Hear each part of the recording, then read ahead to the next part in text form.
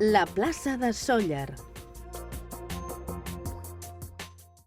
La plaça de Sóller és una altra victòria veïnal.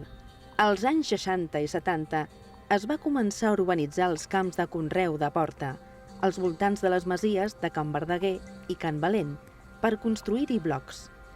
Casetes baixes de poble convivien en carrers plens d'edificis de pisos.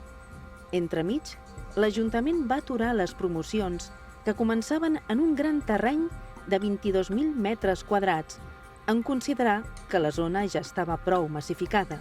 Allà on hi havia hagut una altra bòbila, es va crear un punt de trobada veïnal, tot i les rates, el fang i les runes. Alguna autoescola també va aprofitar l'espai per alliçonar nous conductors.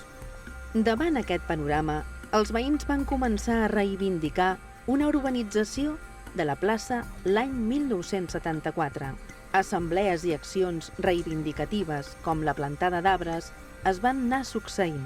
L'Ajuntament qualifica de plaça el terreny l'any 76 i compra finalment el solar a finals dels 70.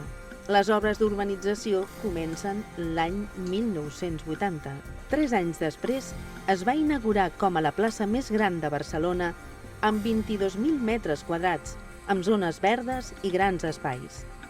I una de les primeres obres d'art contemporani exposades al carrer, a la perifèria, homenatge a la Mediterrània de Xavier Corberó. Però l'alegria dels veïns dura poc.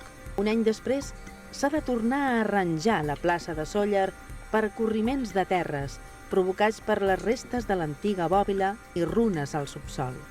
L'any 90 va acollir durant un temps una altra escultura, la República. Als baixos de la plaça s'hi construeix el Centre Cívic Porta Sóller, avui dia reconvertit en l'Ateneu La Bòbila, un espai de trobada que aplega tota una sèrie d'entitats i iniciatives que treballen en projectes de drets i economia social, la sostenibilitat, els joves i el desenvolupament comunitari. Ara, la plaça afronta una nova etapa, amb una remodelació definida en un procés participatiu amb veïns i entitats.